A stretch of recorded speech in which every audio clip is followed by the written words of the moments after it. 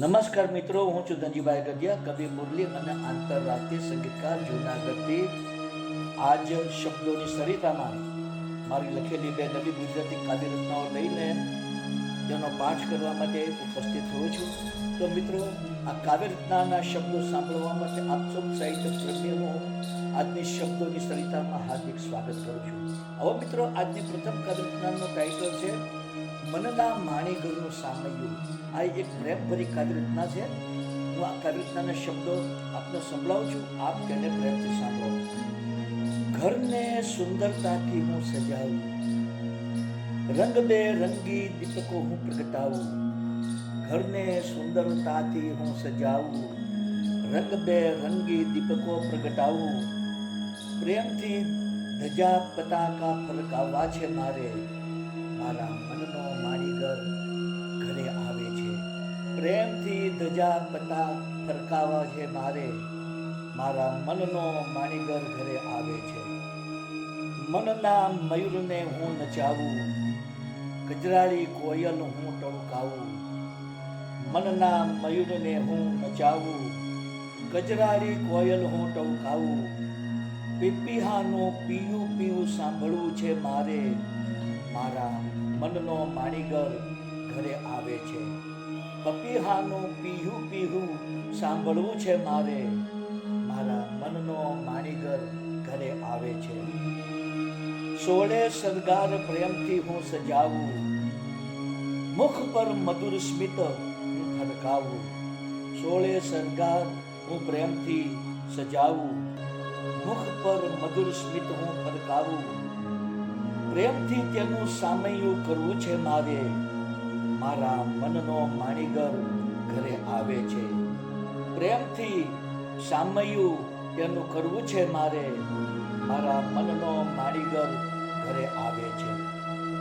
મિલનના મધુર ગીતો હું ગાઉં, તેના દિલમાં હું પ્રેમથી સમાવું. મિલનના મધુર ગીતો હું ગાઉં, તેના દિલમાં પ્રેમથી હું સમાવું. મુરલી તેની મધુર સાંભળવી છે મારે, મારા મનનો માણીગર ઘરે આવે છે. મુરલી તેની મધુર સાંભળવી છે મારે, મારા મનનો માણીગર ઘરે આવે છે. મારા મનનો માણીગર ઘરે આવે છે, મારા મનનો માણીગર ઘરે આવે છે. તો મિત્રો, આપ સૌએ મારી આ પ્રથમ કાવ્ય રચના સાંભળી, જે એક પ્રેમયુક્ત કાવ્ય રચના હતી અને પ્રિયતમના મિલન માટે પ્રેમિકા કેટલી આતુર છે તેનું મેં આમાં વર્ણન કર્યું હતું. હવે હું આપની સમક્ષ મારી બીજી કાવ્ય રચના પ્રસ્તુત કરું છું, જેનું ટાઇટલ છે નયનોમાં તસવીર. હવે મિત્રો, આ એક વિરહનું કાવ્ય છે. હું આ કાવ્ય રચનાના શબ્દ આપની સમક્ષ પ્રસ્તુત કરું છું, આપ તેને પ્રેમથી સાંભળો. તુજને નિરખ્યા બાદ મારા મનને જરા પણ શાંતિ મળતી નથી. તુજને નિરખ્યા બાદ મારા મનને જરા પણ શાંતિ મળતી નથી. દિન રાત હું યાદ કરું છું તુજને, તારો ચહેરો નજરથી હટતો નથી. દિન રાત હું યાદ કરું છું તુજને, તારો ચહેરો નજરથી હટતો નથી. ક્યારે મુલાકાત થાશે તારી મુજને, ઠેકાણું તારું ક્યાંયથી જડતું નથી. ક્યારે મુલાકાત થાશે તારી મુજને, ઠેકાણું તારું ક્યાંયથી જડતું નથી. શહેરની ગલીઓમાં શોધું છું તુજને, સુરત તારી મુજને દેખાતી નથી. શહેરની ગલીઓમાં શોધું છું હું તુજને, સુરત તારી મુજને દેખાતી નથી. તારા મિલનની તડપ લાગી છે મુજને, ક્યારે મિલન થાશે તેની ખબર નથી. તારા મિલનની તડપ લાગી છે મુજને, ક્યારે મિલન થાશે તેની ખબર નથી. તારા પ્રેમની તરસ લાગી છે મુજને, ક્યારે શમશે તેનો અંદાજ નથી.